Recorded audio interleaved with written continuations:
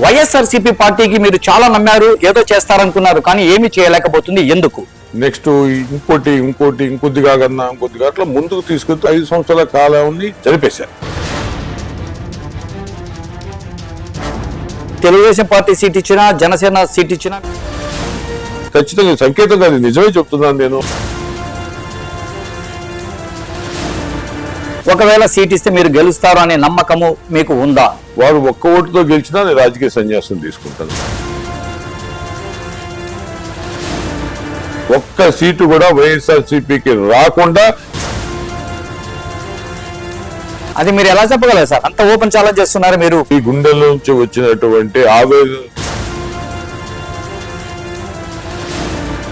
ఆ కుటుంబం నుంచి వచ్చిన వారిని విస్మరించడం, వైసీపీ ఓటమే నా లక్ష్యం. గుంటూరు జిల్లాలో ఉన్న వైసీపీ నాయకులు ఎవరైనా బీసీ సామాజిక వర్గంటే మేక వన్య పులి వేషాలు తప్పితే వైసీపీలో రాజకీయ చతురతలో మీకు మించిన వాళ్ళు ఎవరు లేరు గుంటూరులో అంటుంటారు. ఈ జగన్మోహన్ రెడ్డి ప్రభుత్వం కుప్పకూలబోతుంది.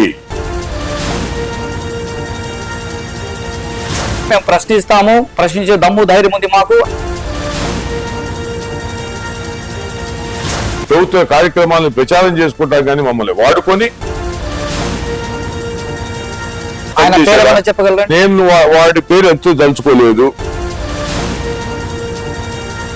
దమ్మున్న మగోడైతే నా ఛాలెంజ్ స్వీకరించి రమ్మనండి. కానీ రాజకీయ ప్రయాణం తాడిశెట్టి ఫ్యామిలీ తప్పనిసరిగా కొనసాగిస్తుంది.